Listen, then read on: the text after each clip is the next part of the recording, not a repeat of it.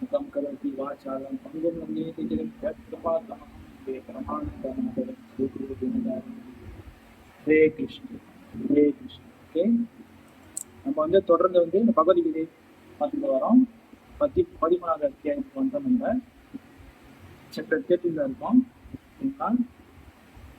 அப்ப இன்றைக்குள்ள ஸ்லோகத்துக்கு போறதுக்கு முன்னாடி நம்ம வந்து போன ஸ்லோகத்துல பகவான் என்ன சொன்னாரு அதை நம்ம வந்து டிஸ்கஸ் பண்ணிட்டு நம்ம வந்து அடுத்து இன்றைக்குள்ள ஸ்லோகத்துக்கு நம்ம போகலாம். சரிங்களா? ஓகே,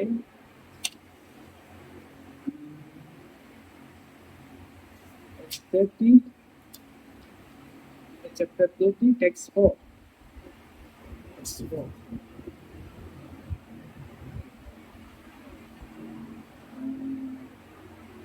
போன டெக்ஸ்ட்ல வந்து பகவான் என்ன சொன்னாரு, அர்ஜுனனுக்கு என்ன சொன்னாரு, அதாவது அர்ஜுனன் சார்பாக நமக்கு என்ன சொன்னாரு அது வந்து நம்ம பார்க்கலாம். சரிங்களா? ஏன்னா அர்ஜுனன் மூலியமா தான் வந்து பகவான் வந்து நமக்கு பேசுறாரு. ஓகே,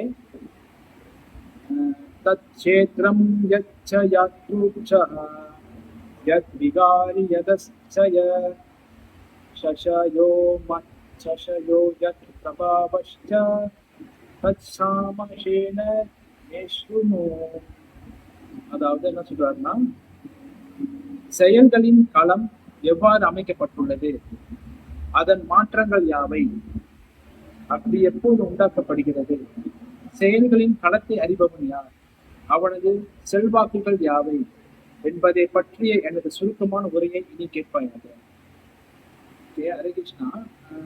இதுல வந்து செயல்களின் களம்னு சொல்லியிருக்கிறாரு. அண்டர்ஸ்டாண்ட் பண்ணுங்க. போன வாட்டி இப்போ சொல்லியிருப்பாங்க, யாராச்சும் ட்ரை பண்றீங்கன்னா செயல்களின் களம்னா என்ன அர்த்தம்னு.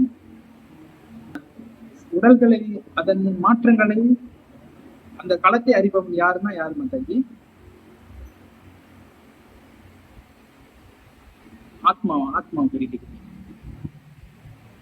எஸ், களம்னா வந்து உடல், களத்தை அறிபவன்னா ஆத்மான்னு அர்த்தம். ஓகேங்களா? ஆத்மா மாதாஜி. களம்னா உடல், களத்தை அறிபவன்னா வந்து ஆத்மா. ஓகேங்களா? அப்ப என்ன சொல்றாருனாக்கா போன டெக்ஸ்ட்ல, செயல்களின் களம் எவ்வாறு அமைக்கப்பட்டுள்ளது, அதன் மாற்றங்கள் யாவை, அப்படி எப்போது உண்டாக்கப்படுகிறது, செயல்களின் களத்தை அறிபவன் யார், அவனுடைய செல்வாக்குகள் யாவை என்பதை பற்றி எனக்கு சுருக்கமான உரையை கேட்பாங்க. அதாவது இந்த உடலோடைய செயல் எப்படி இருக்கு, இந்த உடலோட ஆக்டிவிட்டி என்னது, அதான் களம்னு சொல்றாரு. இதனுடைய ஆக்டிவிட்டி எப்படி இருக்கும், அப்ப இந்த உடல்ல மாற்றங்கள் எப்படி இருக்கும், அதன் மாற்றங்கள் எப்படி, இந்த உடல்ல எப்படி மாற்றங்கள் ஏற்படுது, அதை பத்தி சொல்றாரு. அது எப்ப உண்டாக்கப்படுது, அது எப்ப நடக்குது இந்த மாற்றங்கள் இந்த உடல்ல. அப்ப இந்த உடல், அதாவது இந்த செயல்களின் களத்தை அறிபவன் யார், இந்த உடலை அறிபவன் யாருன்னா ஆத்மா வந்து இந்த உடலை அறிகிறான். அவனது செல்வாக்குகள் யாவை, அவன் எப்படிப்பட்டவன், ஆத்மா வந்து எப்படிப்பட்டவன், அவன் வந்து உண்மையாகவே இந்த உடலை சார்ந்தவனா இந்த அப்படின்னு செல்வாக்குகளை பத்தி சொல்றாரு. அப்போ இதை பத்தி என்னோட சுருக்கமான உரையை நீ கேட்பாயான்னு சொல்லிட்டு சொல்றாரு. இதுக்கப்புறம் வந்து பகவான் வந்து இந்த உடல் சம்பந்தம், இந்த ஆத்மா, அந்த களத்தை அறிபவன் யார், பரமாத்மா, இதை பத்தி தான் விளக்குவார். ஓகேங்களா? அப்ப தொடர்ச்சியாக இன்னைக்குள்ள ஸ்லோகத்தை நம்ம பார்க்கலாம். 13வது அத்தியாயம் பதம் 5, சாப்டர் 30 டெக்ஸ்ட் 5. ஓகேங்களா? ஸ்லோகம் பதம் 5. ऋषिभिर् बहुधा गीतं छन्दोभिर् विविधैः पृथक् ब्रह्मसूत्र पदैश्चैव छेदुमद्भिः विनिश्चितैः. விஷயங்களை நான் வளர்க்குறேன். கடைசியாக வந்து இதோட கன்க்ளூஷன் எல்லாமே பர்பட்ல தான் இருக்கு, நான் சொல்றேன். அப்புறம் ஓகே, ஏன்னா இந்த பர்பட்ல வந்து பிரபுபாதர் நிறைய விஷயங்கள் சொல்லியிருக்காங்க. அது தொடர்ச்சியாக தான் வந்து வந்து பார்க்கப்படுறாங்க. இதுல வந்து இந்த ஸ்லோகத்துல வந்து இந்த பதம் 5ல வந்து, ஏன்னா போன இது சொன்னாரு பாருங்க 4வதுல, இதுக்கப்புறம் வந்து நானு அந்த உடலுடைய தன்மை எப்படிப்பட்டவன் சொல்லிட்டு விளக்குவாருன்னு சொன்னார்ல. இதுல வந்து என்ன சொல்றாருனாக்கா, செயல்களின் களம் மற்றும் செயல்களை அறிபவனை பற்றிய அறிவு. அதாவது செயல்களின் களம்னா ஆக்டிவிட்டி எதில் செய்யப்படுது? இந்த உடல் மூலியமாக. அப்ப இந்த உடலை பத்தி சொல்றாரு. இந்த உடலும் இந்த உடலை அறிபவனை பற்றி அறிவு. இந்த உடலை அறிபவன் யாரு? ஆத்மா. ஏன்னா ஆத்மா வந்து இந்த உடலுக்குள்ள இருக்கு பாருங்க. அப்பதான் அந்த ஆத்மா அதனுடைய அறிவு. இத வந்து பல முனிவர்கள் விளக்கி இருக்கிறாங்க. பல்வேறு முனிவர்கள் பல்வேறு வேத நூல்ல விளக்கி இருக்கிறாங்க. இருந்தும் குறிப்பாக வேதாந்த சூத்திரத்துல இதனுடைய காரணம், இதனுடைய விளைவு இதெல்லாம் சொல்லப்பட்டிருக்கு. இதை வந்து இன்னும் நுணுக்கமா நான் சொல்றேன்னு சொல்லிட்டு கிருஷ்ணன் சொல்றேன். இப்ப இந்த உடலுடைய மாற்றம் வந்து இந்த பகவான் வந்து இந்த உடலும் அந்த உடல்ல நடக்கக்கூடிய இந்த மாற்றம், அந்த ஆத்மாவுடைய அறிவு இதெல்லாம் வந்து இந்த வேதாந்த சூத்திரத்தில் போட்டிருக்குன்னு சொல்றாரு. வேதாந்த சூத்திரம்னு என்னதுனாக்கா, வேதம் வந்து 4 வேதங்கள். ரிக் வேதம், சாம வேதம், அதர்ம வேதம், யஜுர்வேதம். இந்த மாதிரி 4 வேதங்கள் இருக்கு. அப்ப இந்த வேதத்தோட சூத்திரனா வந்து அதை எசன்ஸ் சொல்லுவாங்க. அதை விளக்கக்கூடிய திருக்குறள் மாதிரி அடியில இருக்கும். நான் 2 அடி அந்த மாதிரி இருக்கும். அதான் வந்து வேதாந்த சூத்திரம்னு சொல்லுவாங்க. அந்த சாஸ்திரத்துல, அந்த புஸ்தகத்துல இதை பத்தி வந்து விரிவாக சொல்லப்பட்டிருக்கு. எப்படி இந்த உடல் என்னது, இந்த உடல்ல நடக்கக்கூடிய மாற்றங்கள் எப்படி, இது எப்படி வந்து இந்த உடல் வந்து மாற்றம் அடையுது இதெல்லாம் சொல்றாங்க. அப்ப இந்த உடலை அறியக்கூடியவன் ஆத்மா. இவன் எப்படிப்பட்டவன்? ஆத்மா எப்படிப்பட்டவன்? ஆத்மா வந்து உண்மையாகவே இந்த உடலை சார்ந்தவனா, இல்ல ஆத்மா வந்து வேற ஒரு விஷயமா, இல்ல ஆத்மா வந்து பகவானை சார்ந்தவனா அப்படின்னு சொல்லிட்டு சொல்லியிருக்கிறாங்க. எப்படின்னாக்கா ஒரு உதாரணம் கொடுக்கப்படுது. இப்ப நம்ம உடல்ல வந்து இப்ப நார்மலா வந்து நம்ம பசிக்குதுன்னு வைங்களேன். அப்ப வந்து நம்மளுக்கு வந்து ஒரு உணர்வு மாதிரி தெரியும். எப்படின்னாக்கா நம்மளுக்கு வந்து பசிக்கும், நம்மளால வந்து செயல்பட முடியாது, நம்ம சோர்ந்து போயிடுவோம். சாப்பிட்டாதான் நமக்கு தெம்பு கிடைக்கும் பாருங்க. அப்ப இது வந்து அழகா விளக்குறாங்க. எப்படின்னாக்கா இப்ப நம்ம வந்து உடல்ல வந்து நம்ம சாப்பாடு கொடுத்துட்டோன்னு அது வந்து எப்படி செயல்படுது, அது வந்து நம்மளுக்கு தெரியுது வந்து ஒரு சாப்பாடு நம்ம சாப்பிட்டு பாருங்க. ஆனா அந்த சாப்பாடை பிரிக்கக்கூடிய தன்மை வந்து இந்த உடலுக்கு இருக்கு. அந்த உடல் வந்து அது எப்படி பிரிச்சு எந்தெந்த பார்ட்ஸுக்கு எந்தெந்த சக்தி எந்தெந்த பவர் அனுப்பணும்னு சொல்லிட்டு அது தெரியுது பாருங்க. அப்ப இத வந்து பகவான் சொல்றாரு இந்த வேதாந்த சூத்திரத்துல. அதாவது சொன்ன மாதிரி சொன்னாரு பாருங்க, ரிஷிகள் முனிவர்கள் இதை பத்தி நுணுக்கமாக விளக்கி இருக்கிறாங்க. இந்த உடல் வந்து மாற்றங்கள் எப்படி ஏற்படுது. அப்ப இதை வந்து ஒரு சின்ன உதாரணம். எப்படின்னாக்கா நம்ம உடலுக்கு சாப்பாடு கொடுத்துட்டோன்னு அந்த உணவு வந்து இந்த உடல் எப்படி பிரிச்சு எந்தெந்த உடல் எந்தெந்த பாகத்துக்கு, இப்ப கண்ணுக்கு, மூளைக்கு, இதுக்கெல்லாம் தனித்தனி அனுப்பாம கரெக்டா அதை வந்து அழகா வேலை பார்த்து அது வந்து கொண்டு போய் சேர்க்குது பாருங்க, அழகான அந்த சக்தியை. அதுக்கப்புறம் நம்ம வந்து பவர் கிடைக்குது பாருங்க, நம்ம வந்து தெம்பு வரும் சாப்பிட்ட பிறகுதான். அப்ப இதை வந்து சொல்றாரு. அப்ப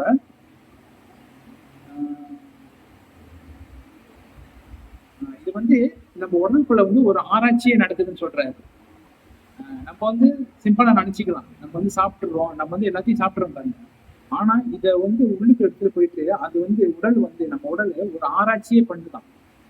புரியுதுங்களா? நம்ம சாப்பிட்டுறோம், ஆனா உள்ளுக்குள்ள என்னென்ன வேலை நடக்குதுன்னு சொல்லிட்டு இதெல்லாம் நுணுக்கமாக சொல்லியிருக்கிறாங்க.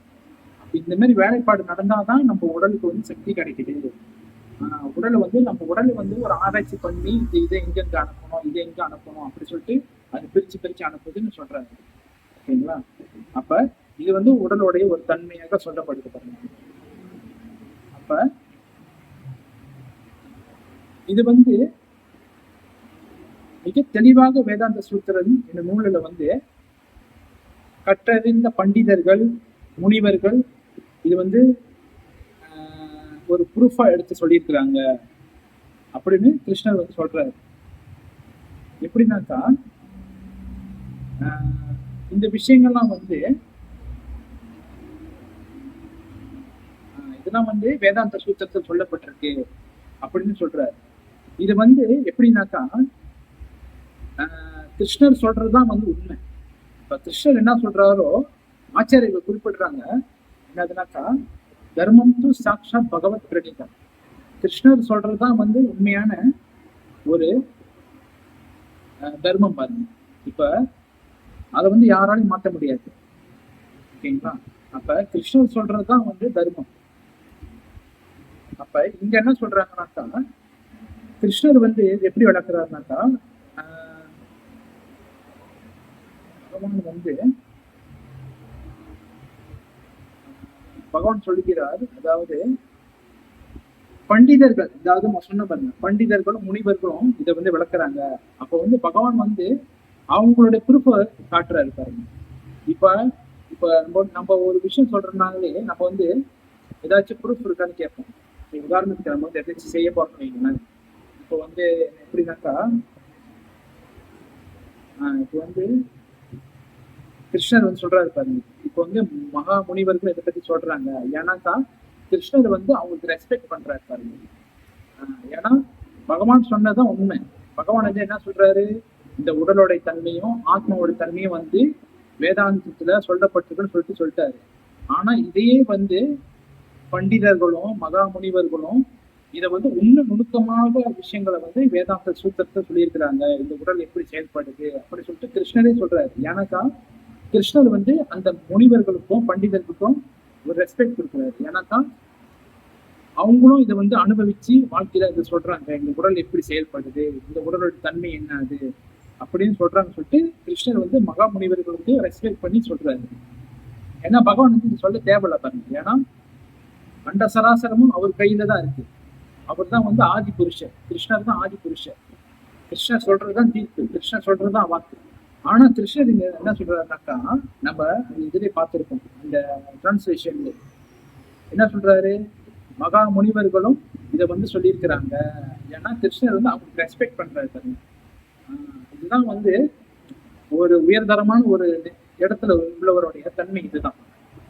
ஏன்னா பகவான் வந்து எப்படியும் அவர் சொல்றதுதான் வாக்கு. ஆனா பகவானே இங்க சொல்றாரு, முனிவர்களும் இதை பத்தி சொல்லியிருக்கிறாங்க, இந்த உடலை பத்தி சொல்லியிருக்கிறாங்கன்னு சொல்லிட்டு சொல்றாங்க. ஓகேங்களா? இதுதான் வந்து என்ன சொல்லுவாங்கன்னாக்கா பேச்சு நாகரிகம் சொல்லுவாங்க. இப்ப நம்ம வந்து நாகரிகமானவங்களான்னு பார்த்தோம்னாக்கா எப்படி தெரிஞ்சுக்கிறதுனா, இப்போ நம்ம ஒருத்தவங்க பேசும்போது அவங்களுக்கு ரெஸ்பெக்ட் கொடுக்குறோமா. சில பேர்லாம் இருப்பாங்க, இப்போ ஒருத்தவங்க பேசும்போது ரெஸ்பெக்ட் பண்ண மாட்டாங்க. அது வந்து நம்ம அந்த பேசுறவங்களுக்கே தெரியும். பேசும்போது ரெஸ்பெக்ட் பண்ணாம ஒரு இடத்துல பாக்குறது, மித்த இடத்துல பாக்குறது, வேற என்ன செஞ்சுக்க இருக்கிறது, அதெல்லாம் வந்து ரெஸ்பெக்ட் பண்ணலன்னு அர்த்தம். இப்போ ஒருத்தவங்க பேசுறாங்கன்னா அவங்க சொல்றத வந்து நம்ம காது கொடுத்து கேட்டு ஓகே மரியாதை கொடுத்து அப்படிதான் வந்து அதான் ரெஸ்பெக்ட். அப்போ பகவான் வந்து இந்த இடத்துல வந்து அந்த அவங்க இந்த முனிவர்களுக்கு ரெஸ்பெக்ட் பண்ணி அவங்களும் இதை வந்து வாழ்க்கையில அனுபவிச்சிருக்கிறாங்க அப்படி சொல்லிட்டு சொல்றாரு. எப்படின்னாக்கா ஒரு உதாரணம் இருக்கு.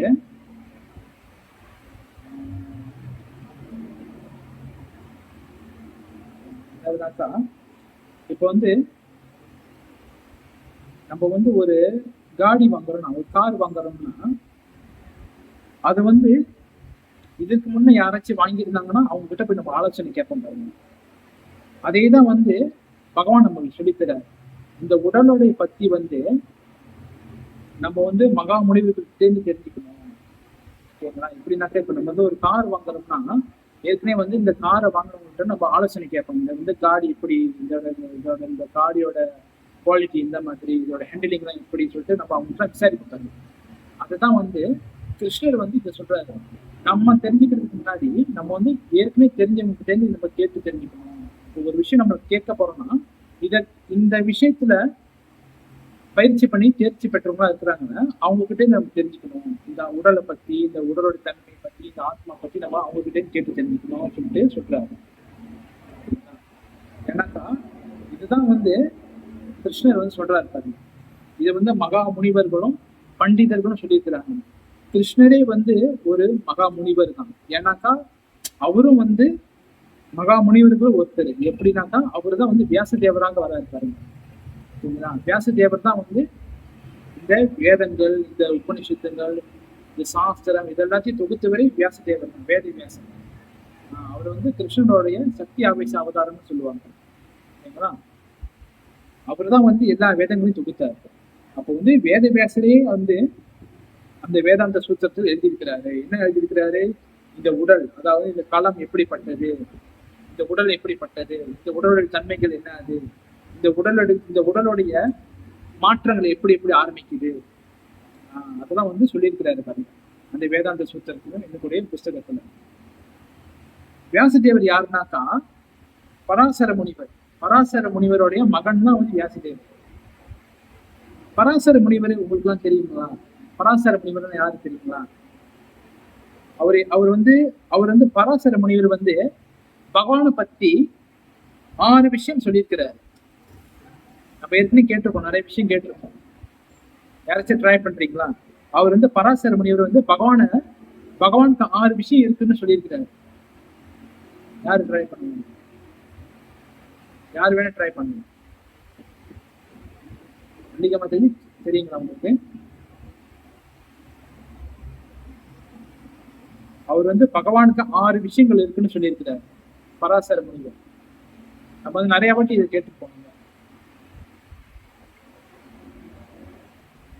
பூரணமானு சொல்லுவார். பகவான் கிட்ட வந்து இந்த 6 ஐஸ்வர்யங்கள் பூரணமா இருக்குன்னு சொல்லிட்டு பராசர முனிவர் வந்து ஒரு இதுல சொல்லியிருப்பார். அதாவது பகவானுக்கு வந்து 6 ஐஸ்வர்யங்கள் முழுமையாக இருக்குன்னு சொல்லிட்டு பராசர முனிவர் சொல்லியிருக்காரு. என்னதுன்னா பூரணமான அழகு, பூரணமான அறிவு, பூரணமான பலம், பூர்ணமான செல்வம், பூர்ணமான புகழ், பூர்ணமான துறவு. இது எல்லாமே வந்து பகவான் கிட்ட பூர்ணமாக இருக்குன்னு சொல்லிட்டு பராசர முனிவர் சொல்லியிருப்பார். அந்த பராசர முனிவருடைய பையன் தான் வந்து வியாசதேவர். வியாசதேவர் வந்து அவர் தான் வந்து எல்லா வேதங்களையும் தொகுத்து இது எல்லா இதுக்கும் வந்து அவர் தான் வந்து மகா முனிவரா இருந்திருக்கிறார்.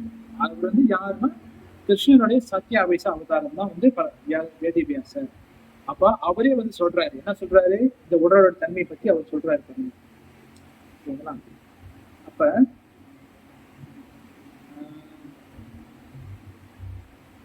என்னதுனாக்கா வேதாந்த சூத்திரத்துல வந்து ஆத்மா மற்றும் பரமாத்மாவுடைய பற்றி செயல் வந்து சொல்லப்பட்டிருக்கு வேதாந்த சூத்திரத்துல.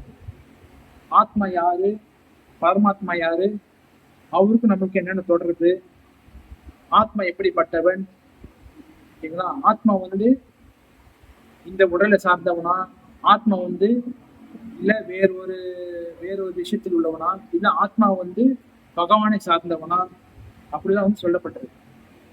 ஓகேங்களா? அதே போல உடலை பத்தி விளக்கியிருக்கிறாங்க. இந்த உடலை வந்து சிறு வயதிலேருந்து இளமை, இளமையிலேருந்து முதுமை, முதுமைக்கு பிறகு மரணத்தை நோக்கி போறான் அப்படின்னா சொல்லப்பட்டிருக்கு. இதேதான் வந்து நம்ம 2வது அத்தியாயத்துல நம்ம வந்து பார்த்திருக்கோம். இதுதான் வந்து நம்ம 2வது அத்தியாயத்தில் நம்ம பார்த்திருக்கோம் பாருங்க. அதாவது பகவான் வந்து சொல்லியிருப்பாரு, இந்த உடல் எப்படிப்பட்டது, இந்த ஆத்மா எப்படிப்பட்டது, உடலை வந்து அழிக்க முடியும் ஆனா ஆத்மாவை அழிக்க முடியாது. இதுதான் வந்து இந்த வேதாந்த சூத்திரத்தில் சொல்லப்பட்டிருக்குன்னு பகவான் வந்து சொல்றாரு. அப்ப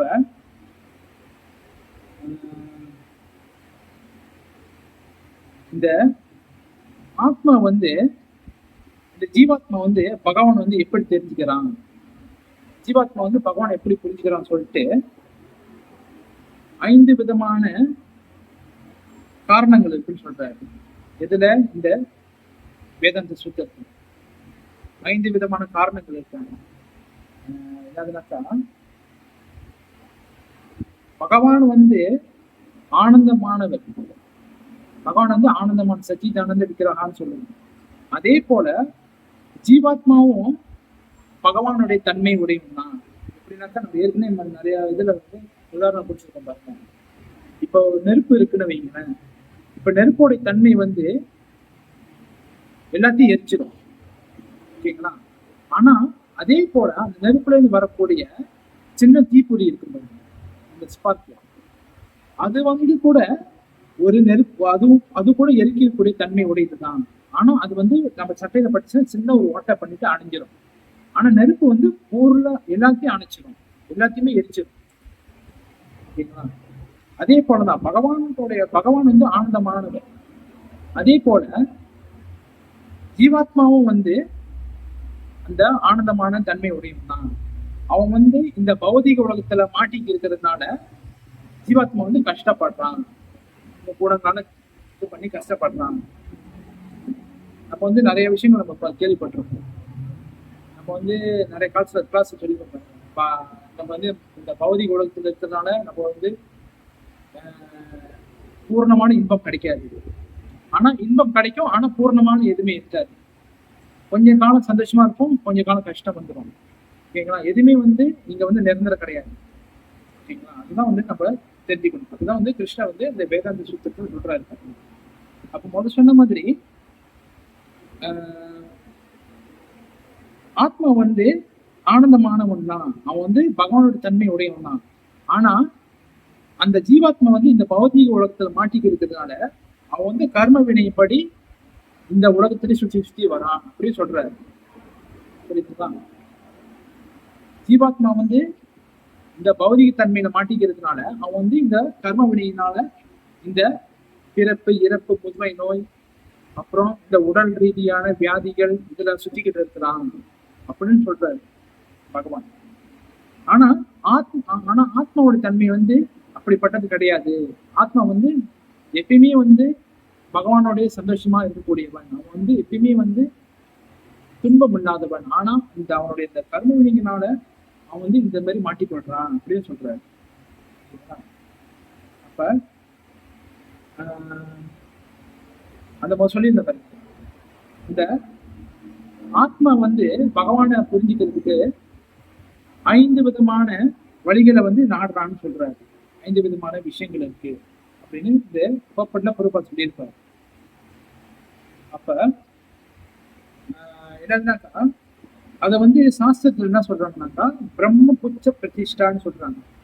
பிரம்ம புச்ச பிரதிஷ்டா என்கிற அது வந்து அந்த ஸ்லோகம் வந்து தைத்திரிய புராணத்துல, தைத்திரிய உபநிஷத்துல சொல்லப்பட்டிருக்கு 2:9. ஏதாவது என்னதுனாக்கா பிரம்ம புஞ்ச பிரதிஷ்டான்னு சொல்லப்பட்டிருக்கு. அதாவது என்னதுனாக்கா 5 விதமான விஷயங்கள் மூலியமா நம்ம வந்து பிரம்மனை உணர முடியும். பிரம்மம் மீன்ஸ் இங்க என்ன சொல்றாருனாக்கா பகவான சொல்றாரு. ஓகேங்களா? பிரம்மம் வந்து நிறைய இதை குறிக்கும். பிரம்மம் வந்து பரமாத்மாவை குறிக்கும், பிரம்மம் வந்து ஆத்மாவையும் குறிக்கும், பிரம்மம் வந்து நம்மளுடைய சதுர்முக பிரம்மம் அவரையும் குறிக்கும், இன்னொரு பிரம்மம் வந்து பகவானை குறிக்கும். ஓகேங்களா? இங்க சொல்றக்கூடிய பிரம்மன் வந்து என்னதுனாக்கா பகவான் சொல்றாரு. அதாவது பிரம்மனை உணர்றதுக்கு 5 விதமான வழிகள் இந்த ஜீவாத்மா கையாடுறான் அப்படின்னு சொல்றாரு. என்னதுனாக்கா அன்னமயா, பிராணமயா, ஞானமயா, விஞ்ஞானமயா, ஆனந்தமயா அப்படின்னு 5 விதமான முறைகள் இருக்குன்னு பகவான் வந்து விளக்குறாரு. இப்ப நம்ம 5 இதை வந்து நம்ம ஒண்ணா பார்க்கணும். என்னது இது வந்து அன்னமயன் என்னது, இது வந்து ஞானமயன் என்னதுன்னு சொல்லிட்டு பார்க்கணும். ஓகேங்களா? அப்ப வந்து முதலாக வந்து அன்னமயன்னு சொல்றாரு. அன்னமயன்னு என்ன அர்த்தம்னாக்கா உணவின் மூலம் உணர்வு, உணவின் மூலம் உணருது. அதாவது சாப்பாடு மூலியமாக நான் வந்து அந்த பகவான் உணரக்கூடிய தன்மை இதை வந்து வளர்க்குறாரு. அன்னமயன் என்ன எப்படின்னாக்கா உதாரணத்துக்கு இப்போ நம்ம வந்து நல்லா பசியில இருக்கும் பாருங்க. பசியில இருந்து நம்ம வந்து நல்லா சாப்பிட்டோன்னு அந்த பசி தீர்ந்தோன்னு பரம திருப்தி அடையும் பாருங்க. அந்த ஒரு திருப்தி சாப்பிட்டோன்னு அப்பாடா இப்பதான் சாப்பிட்டோம்னு சொல்லிட்டு அது ஒரு நம்மளுக்கே ஒரு இச்சாங்க பாருங்க. அதை வந்து அன்னமயான்னு சொல்றாங்க. அதன் மூலியமாக வந்து பகவான் உணர்வுகள். அதாவது அந்த சாப்பாடு தான் வந்து கடவுள் சொல்லிட்டு உணர்வாங்க. அது வந்து ஒரு வகையான உணர்வுன்னு சொல்றாரு அன்னமயா. அதாவது இந்த சாப்பாடு மூலியமாக பகவான் உணர்றது அப்படின்னு சொல்லிடுவார். உணவின் மூலம் உணருதல் அப்படின்னு போட்டிருப்பாரு. அதாவது நான் சொன்ன மாதிரி இந்த சாப்பாடு மூலியமாக வந்து பகவான் உணர்றதுன்னு சொல்லியிருப்பாரு. அடுத்ததாக வந்து பிராணமயம். அவன் வந்து ஜீவாத்மா வந்து அதுக்கு மேல இன்னொரு ஸ்டெப் போறது பிராணமயம். பிராணமயம் என்னதுனாக்கா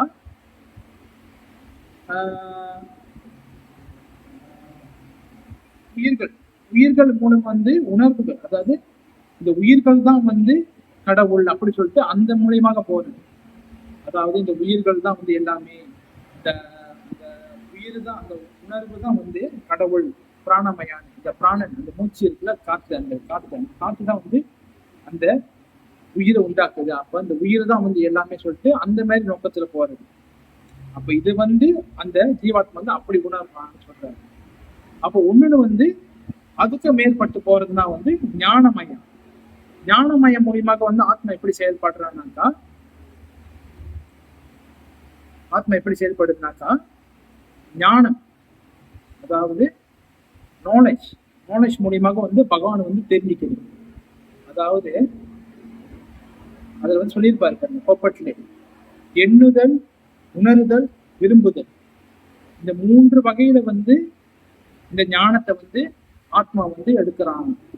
அதாவது திங்கிங் பண்றது, அப்புறம் உணருதல், அப்புறம் விரும்புதல், இந்த 3 விஷயங்கள் மூலியமாக. எப்படின்னாக்கா ஒரு உதாரணம் சொல்லப்படுது. ஒருத்தர் வந்து ஒரு வீடு கட்டுறாரு வைங்களேன். ஒருத்தர் வந்து ஒரு வீடு கட்டுறாருனாக்கா அது வந்து அவர் வந்து அந்த வீடு கட்டுறதுக்கு முன்னாடி வந்து அவங்க வந்து திங்கிங் பண்ணுவாங்க, எண்ணுவாங்க, யோசனை செய்வாங்க. அது வந்து எப்படி கட்டலாம், அது வந்து எப்படி பிளான் பண்ணலாம், அது வந்து எந்த மாதிரி டிசைன்ல வைக்கலாம், இந்த கல் எப்படி இந்த டிசைன்ல வைக்கலாம், அந்த வாசப்படி எப்படி எந்த டிசைன்ல வைக்கலாம்னு வந்து திங்கிங் பண்ணுவாங்க.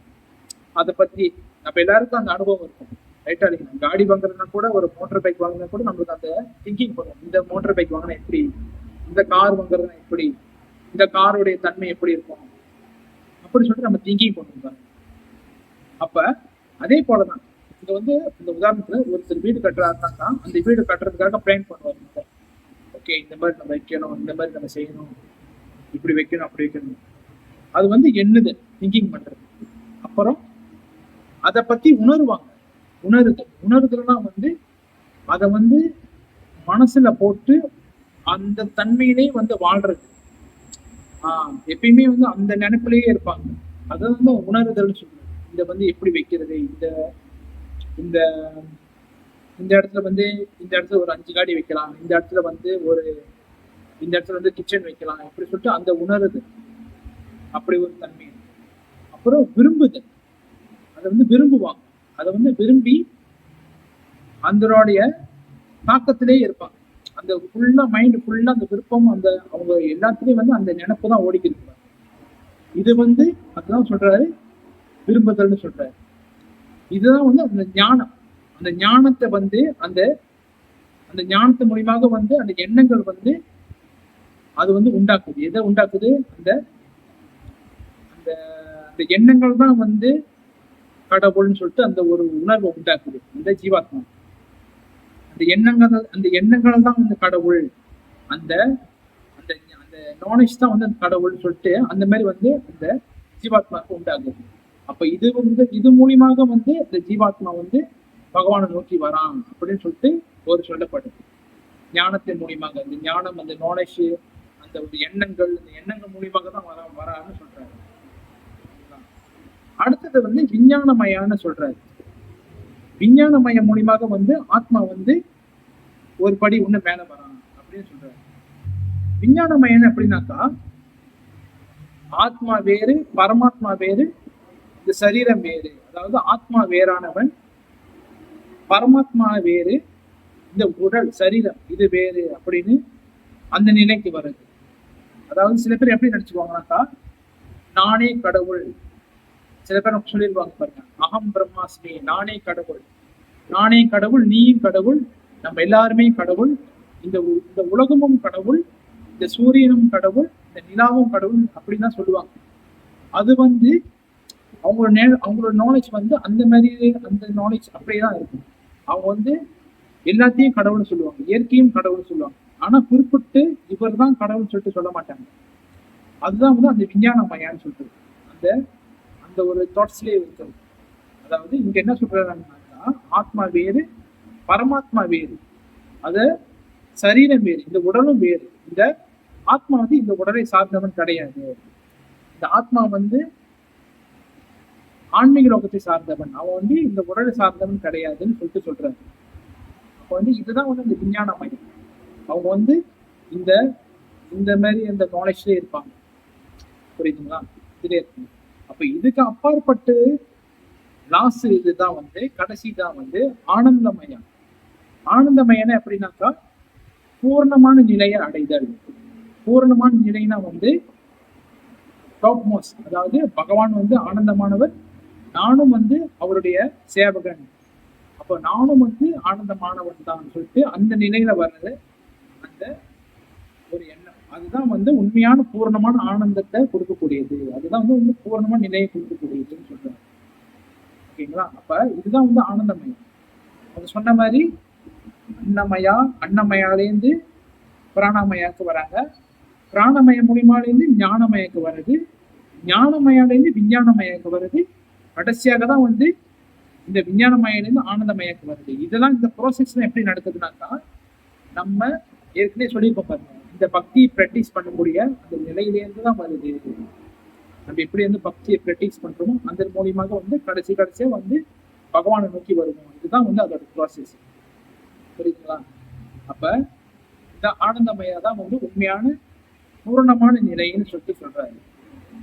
அப்ப இதை வந்து உண்மை எப்படி புரிஞ்சுக்கிறதுனாக்கா, இந்த பர்பட்ல வந்து கடைசி இதுல வந்து புரோபாதை வந்து வளர்க்கிறாரு, அழகா வளர்க்கிறாரு. எப்படின்னாக்கா, செயல்களின் களத்தில் உயிர்வாழி அனுபவிப்பவனாக கருதப்படுகிறான். செயல்களின் களத்தில் தான் வந்து உயிர்வாழி அனுபவிப்பவனாக கருதப்படுகிறான். செயல்களின் களம்னா வந்து செயல்கள்னா வந்து ஆக்டிவிட்டி. புரியுதுங்களா? செயல்கள்னா ஆக்டிவிட்டி. இந்த ஆக்டிவிட்டி எங்க நடக்குது? களம். களம்னா எது? இந்த உடல். இந்த உடல்ல நடக்குது. அப்ப இந்த உடல்ல அனுபவிப்பவனாக கருதப்படுகிறான். யாரு? அந்த ஆனந்தமயா. ஆனந்தமயா அவனிடமிருந்து வேறுபட்டவர். ஆனந்தமயான வந்து பகவான் சொல்றாரு, பகவான் வந்து அவனுக்கு வேறுபட்டவர். அதாவது உயிர்வாளி தன்னை ஆனந்தமயத்துடன் இணைப்பதில் இன்பம் காண முடிவு செய்யும் பொழுது அவன் பக்குவம் அடைகிறான் என்பது பொருள். அதாவது ஆனந்தமயான நம்ம சொன்ன பாருங்க, பகவான் வந்து பூரணமானவர்.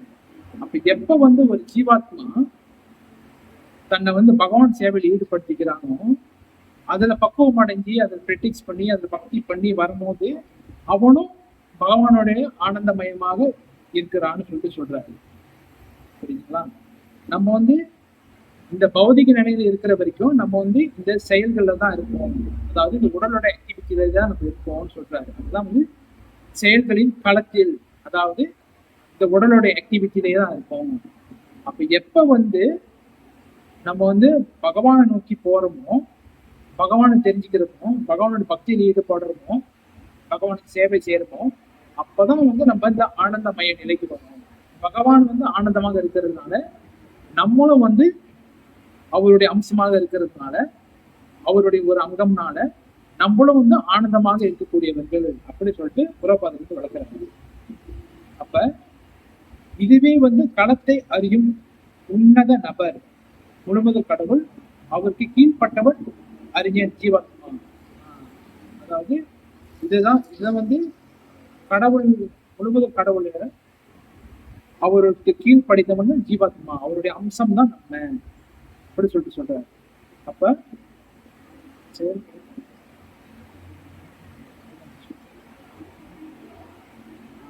சொல்றாரு.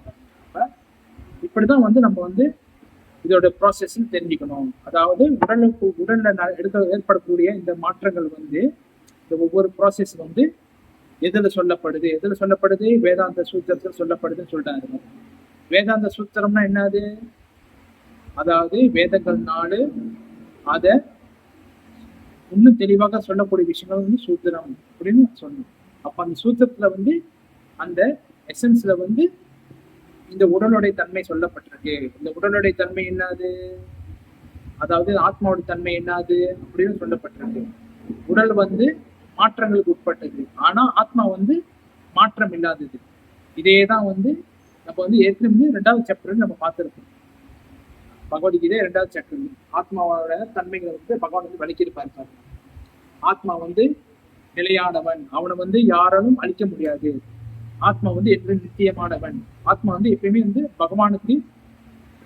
பகவானை சார்ந்தவன். அவன் வந்து இந்த பௌதிக உலகத்துல அந்த கர்ம வினைகளை மாட்டிக்கிறதுனாலதான் ஜீவாத்மா வந்து இந்த மாதிரியான அந்த பௌதிக உடலை மாட்டிக்கிட்டு அவன் துன்பப்படுறான்னு சொல்றாரு. ஓகேங்களா? அப்ப இதனுடைய விஷயங்கள் என்னதுனாக்கா,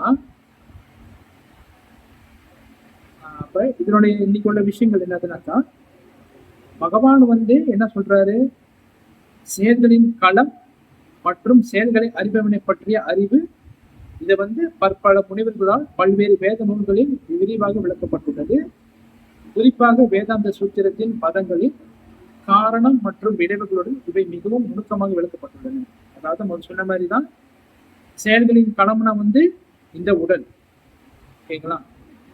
இந்த செயல்களை அறிபவனா ஆத்மா, ஜீவாத்மா. இந்த ஜீவாத்மா தான் வந்து இந்த செயலை அறிகிறான், அதாவது இந்த உடலை அறிகிறான்னு சொல்றோம். புரியுதுங்களா? அப்ப கடைசியில வந்து கோப்பட்ல வந்து இன்னொரு விஷயம் சொல்றாரு. என்னதுனாக்கா,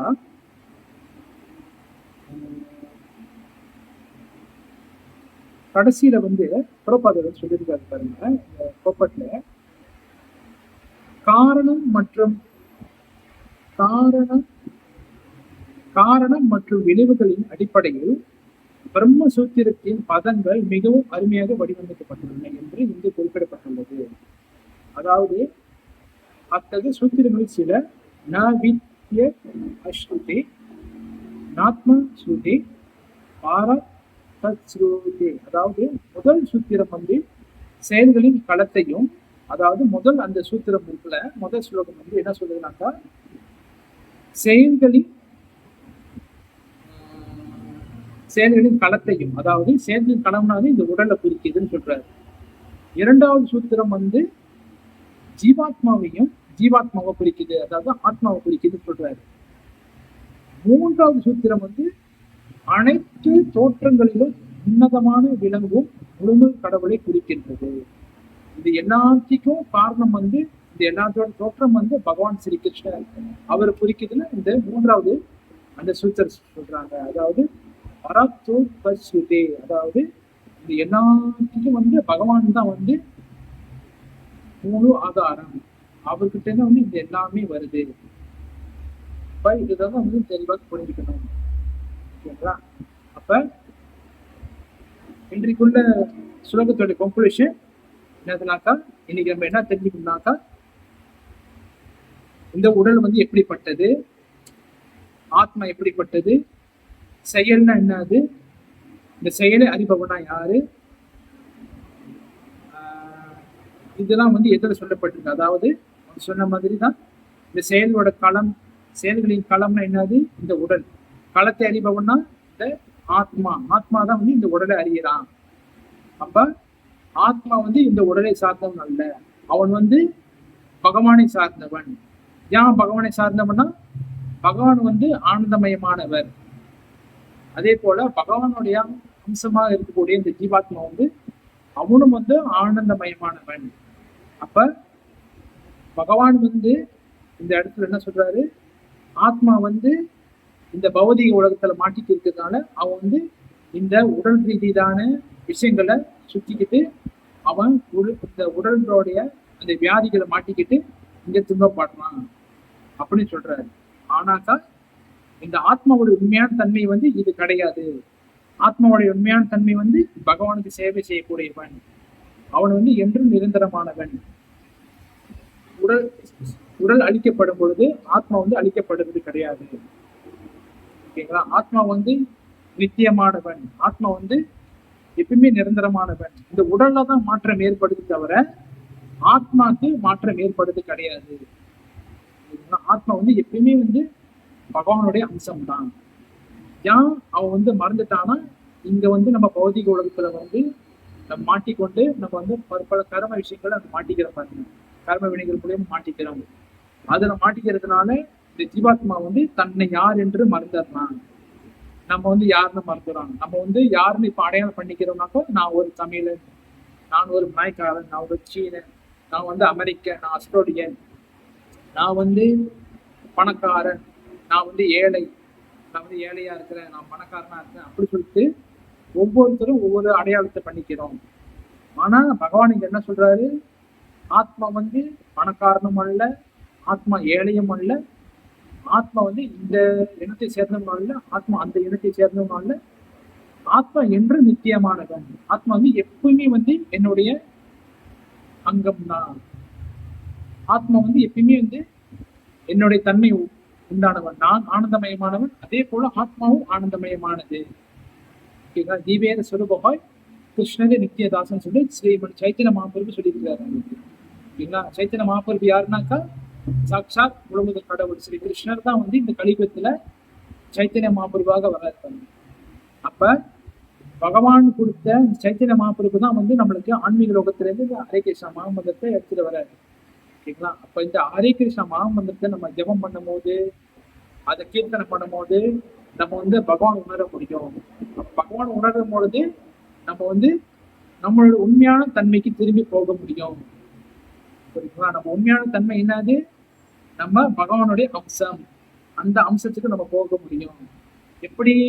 நம்ம வந்து இந்த சாண்டிங் பண்ணும் பொழுதும், இந்த கீர்த்தனை பண்ணும் பொழுதும் வாயால பாடி, காதால கேட்டு, மனதார பகவானை நினைச்சு, ஓகேங்களா, இந்த மைண்ட்ல பகவான் திங்கிங் பண்ணி, இந்த மனதுல வந்து பகவான் ஸ்ரீ ராதா கோபால்ஜி, ராதா மாதவா, ராதா குருதா, ராதா மதன மோகனர் அவங்களை நினைச்சு மனசுல அப்படி நம்ம கீர்த்தனை பண்ணோம்னாக்கா நம்ம இந்த பௌதிக உலகத்துல மாட்டிக்கிட்டு பாருங்க. நான் சொன்ன மாதிரி துன்பங்களிலையும் உடல் ரீதியிலான வியாதிகளையும் மாட்டிக்கிட்டோம்னா இதுல இருந்து நம்ம வந்து வெளியாகி நம்ம இந்த உடலை விட்ட பிறகு நம்ம வந்து பகவானை சென்று அடைய முடியும். அதுதான் வந்து ஆரம்பத்துல சொன்ன பாருங்க. என்ன சொன்னேன்? இந்த ஆத்மா வந்து இந்த உடலை சார்ந்தவன் கிடையாது. ஆத்மா வந்து பகவானை சார்ந்தவன். ஆத்மா வந்து எப்பயுமே பகவானுக்கு சேவை செய்யக்கூடியவன்.